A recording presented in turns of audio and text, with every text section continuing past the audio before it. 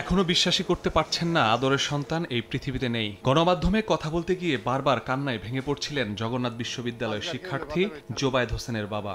আমি এভাবে আদর যত্ন করি আমার ছেলেকে। সন্তানের হত্যাকারীদের দৃষ্টান্তমূলক শাস্তির দাবি জানান তিনি। খুব ভালো মানুষ ছিল, যে মাইরা থাকে তাকে যে আল্লাহ পাকে সুস্থ বিচার চাই। এই সুস্থ বিচার চাওয়া বাদে আমার আর কিছু করার নাই। অতি দ্রুত সময়ের মধ্যে যেন যারা এই হত্যাকাণ্ডের সাথে জড়িত তাদেরকে দ্রুত আইনের আওতায় নিয়ে এসে দ্রুত বিচারের কার্যক্রম শুরু করতে পারে। যারা প্রকৃত দোষী তাদের যাতে দ্রুত গ্রেফতার করে সর্বশাস্তি ফাঁসি নিশ্চিত সেই দাবি জানাচ্ছি সরকারের প্রতি। ময়নাতদন্ত শেষে মরদেহ নেওয়া হয় ক্যাম্পাসে। কান্নায় ভেঙে পড়েন সহপাঠীরা। বাদ জোহর অনুষ্ঠিত হয় জানাজা।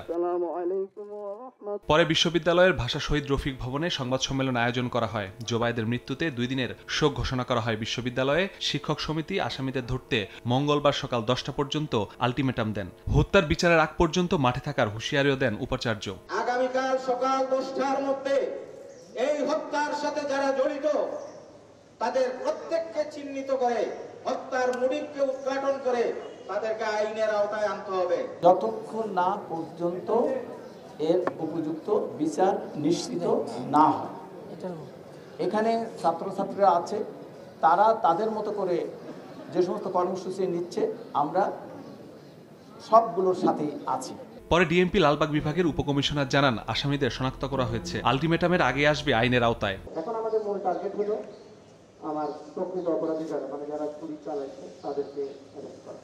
এবং আপনারা যেটা প্রকাশ্যে জানেন সেটা আমরা আরো ভিতরে আরো অনেক কিছু জানি। আমি তো বললাম যে অনুসন্ধান তদন্তের সাথে আসলে সব কথা বলাও যাচ্ছে না। আপনারা আমাদের উপর বিশ্বাস রাখেন, আমার মনে হয় আপনারা খুশি হবেন। আগামীকাল সকাল 10টার লাগবে।